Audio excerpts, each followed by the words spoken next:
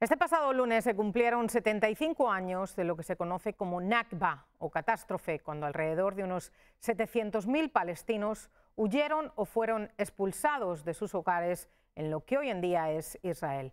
Y por primera vez Naciones Unidas recordó esa fecha. Sin embargo, Estados Unidos y otros países occidentales como Reino Unido y Alemania no participaron en el evento. Esto después de que Israel hiciera un llamado a un boicot, urgiendo a diplomáticos de otros países a no formar parte de esta conmemoración, ya que solo sirven para satanizar a Israel y alejar cualquier posibilidad de reconciliación entre palestinos e israelíes. Naciones Unidas, en su página de internet sobre este evento, evitó referirse a Israel y se enfocó en el sufrimiento del pueblo palestino.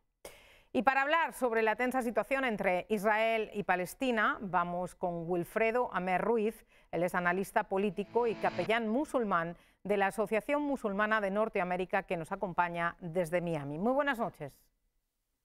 Buenas noches, Ana María. Un placer estar contigo. La paz sea contigo.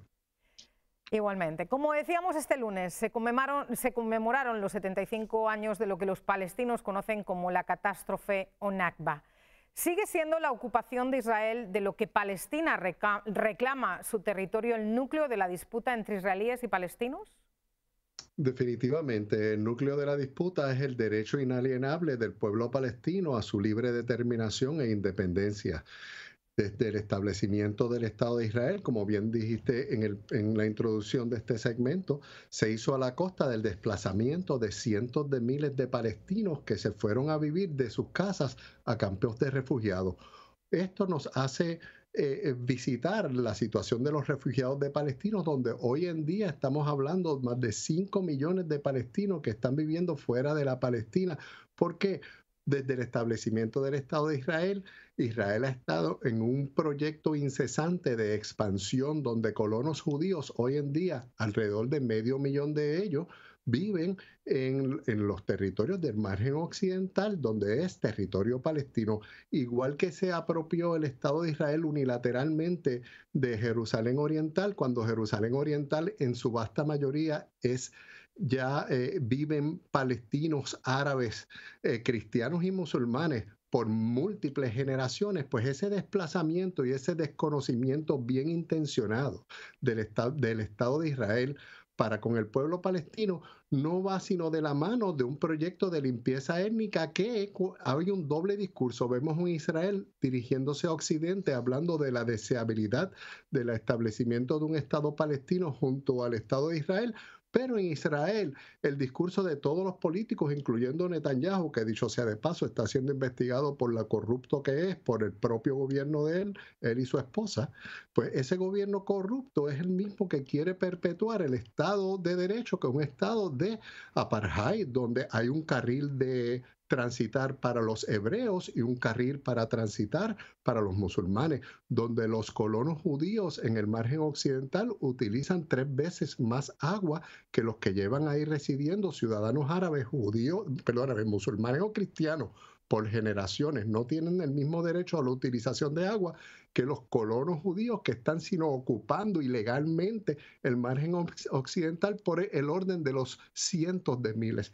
Esta situación, si no atacamos y si no vemos la raíz del problema, que es que no se acaba de reconocer y establecer el Estado palestino a lo que tienen derecho los millones y millones de palestinos que viven en este planeta, hasta que eso no se reconozca, vamos a seguir discutiendo de que si hay una escaramuza, que si hay cohetes de un lado, que si hay cohetes del otro, unos llamando a los otros terroristas. ¿Por qué? Porque la raíz del problema, luego de 75 años, no se ha resuelto. E Israel insiste en esta política del desconocimiento y la negación de la existencia misma del pueblo palestino. Hay varias resoluciones de Naciones Unidas que consideran a los palestinos refugiados y que esos refugiados tienen derecho al retorno, pero Israel se lo ha impedido. ¿Por qué? Porque el retorno de los palestinos a sus tierras de las que fueron expulsados llevarían a un cambio demográfico que sería casi insostenible. El Estado de Israel ahora mismo vive más o menos la misma cantidad de hebreos que de árabes en el área de la Palestina e Israel. Si se permitiese este influjo de millones de palestinos que hoy viven alrededor del mundo, desde Puerto Rico, Venezuela, Colombia, México, que llegaron ahí no porque ellos quisieron ir de vacaciones, fueron expulsados en este día precisamente las Naciones Unidas conmemoran, el día de la catástrofe. Luego de ser expulsados, es por lo que vemos en toda la América Latina, estos palestinos que viven con nosotros desde los años 60, 70, 80, que hoy ya viven por generaciones.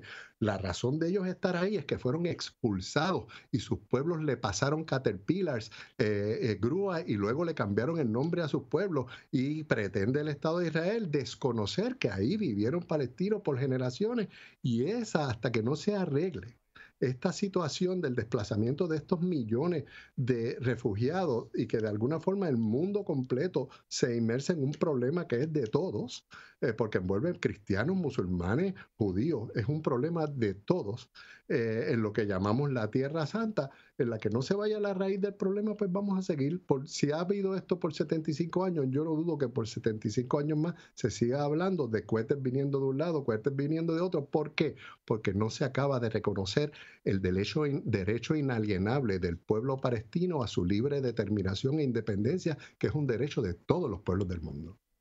Muchas gracias por estar con nosotros. Wilfredo Amer Ruiz, analista político y capellán musulmán de la Asociación Musulmana de Norteamérica con sede en Miami. Muy buenas noches. Un placer.